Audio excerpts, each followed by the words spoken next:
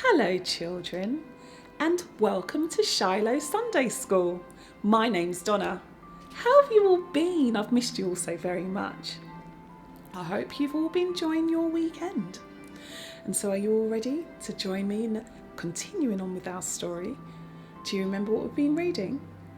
That's right, how the Israelites crossed over into the land of Canaan, which was called the Promised Land.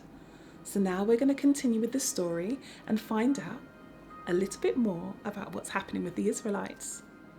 So, are you all sitting comfortably and are ready to join me on the journey? Come along, let's have a read.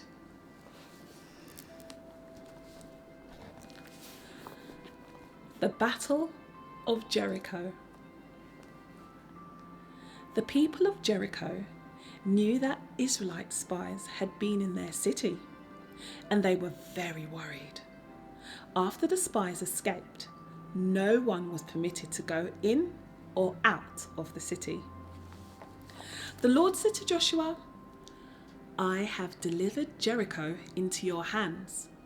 He told Joshua to have 7 priests with trumpets of rams' horns march ahead of the priests carrying the covenant box. So Joshua ordered his men to march around the city of Jericho.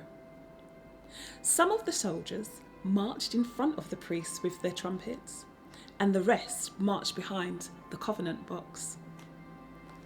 As they marched around the city, the priests blew on their trumpets, but the soldiers kept silent, as Joshua had ordered. They circled the city one time and then returned to their camp, where they spent the night.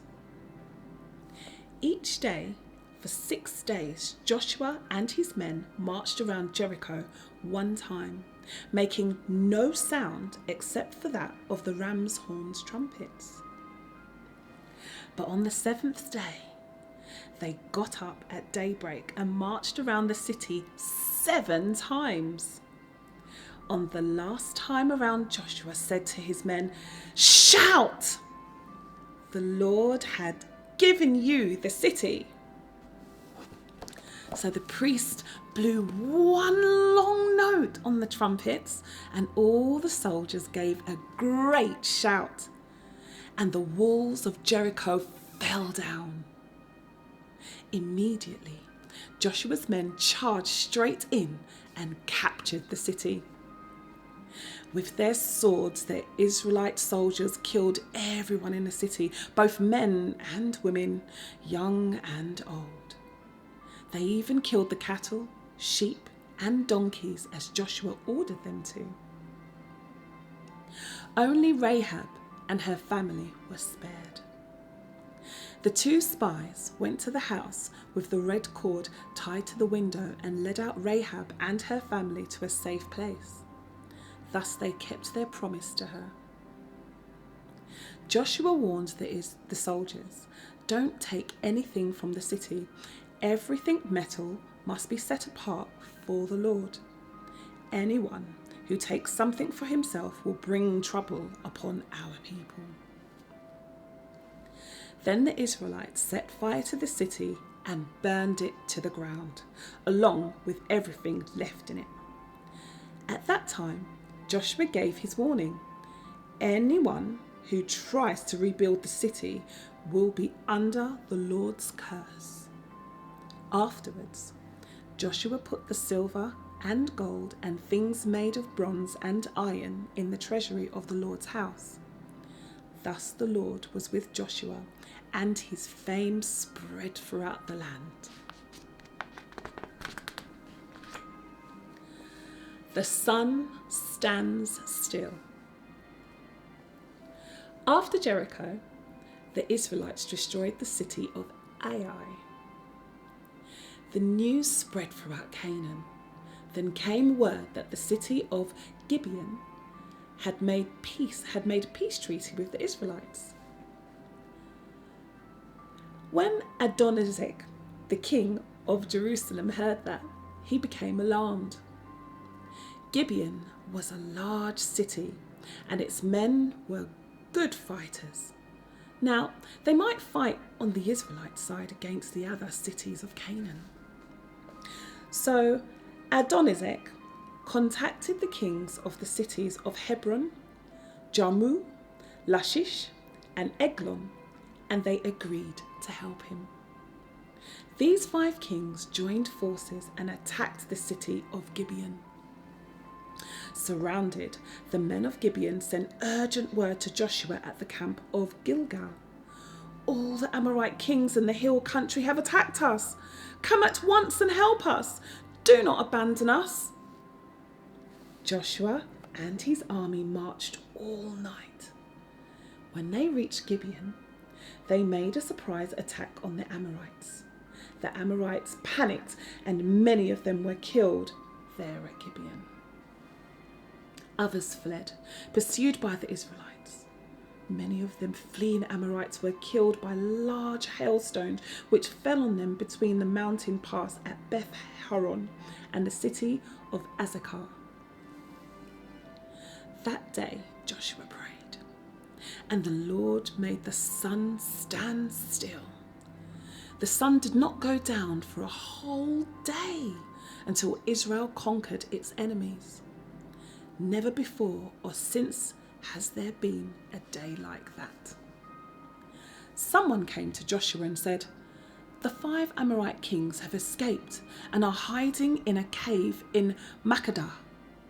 Joshua ordered that large stones be put in front of the caves so the kings could not get out. The Israelites chased down the Amorites and killed most of them.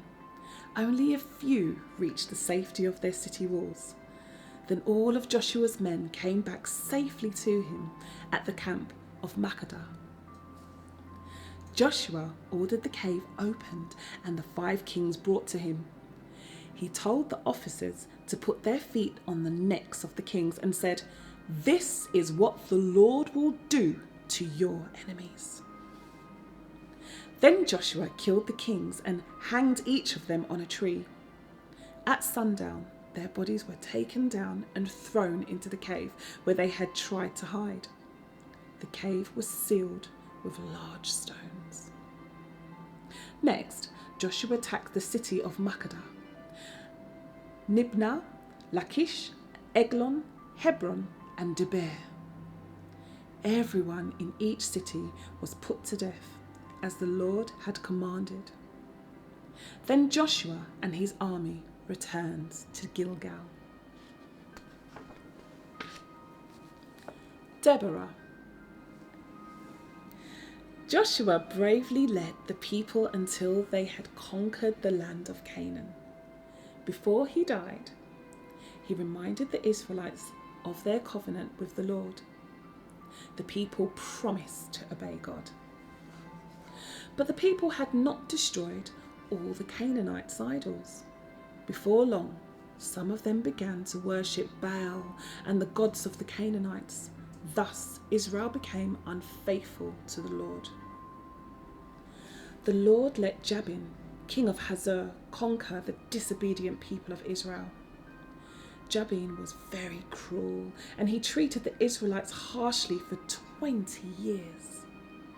Then Israel began to cry out to God for help. There was a woman named Deborah, who was not only a prophetess, but also a judge. She often sat under a certain palm tree near Bethel. People came there to ask her for help in settling some of their problems. One day, Deborah sent for a man named Barak. She said, "The Lord has ordered you to take soldiers and fight against Jabin's army. He has iron chariots, but you will defeat him." Barak replied, "I will go only if you go with me," she answered. "I'll go, but you will not get credit for the victory. God will hand over Sisera, commander of Jabin's army, to a woman." So Deborah and Barak went to Kadesh. From there, Barak led 10,000 Israelite soldiers to Mount Tabor. When Sisera heard this, he attacked with his army and 900 iron chariots. Then Deborah said, "Go, Barak! Today the Lord has given you victory over Sisera." Barak attacked, and the Lord threw Sisera's army into confusion. The Israelites killed them all. However, Sisera himself escaped on foot. He came to the tent of Jael, the wife of the man distantly related to Moses. Jael helped Sisera hide inside her tent. She even gave him milk when he was thirsty. Sisera was very tired and fell sound asleep. Then Jael took a camel and a tent peg and slipped up beside Sisera. She drove the tent peg through the side of his head and into the ground. When Barak came looking for Sisera, Jael said, "I'll show you the man who you were looking for." Inside her tent, Barak found the body of Sisera with the tent peg driven through his head. On that very day, Deborah and Barak sang praise to the Lord. "So may all your enemies die, O Lord, but may your friends shine like the rising sun." Afterwards, there was peace for about 40 years. Wow, what another amazing story. I do hope you've all enjoyed reading with me today. I've enjoyed reading with you. Now, I know it's half term this week, so I'm hoping that you're all going to have a especially nice time with your brothers and sisters and, your mum and dad, and spend quality time with them. But remember to always be good. And I look forward to reading with you the next time. Take care for now. Bye.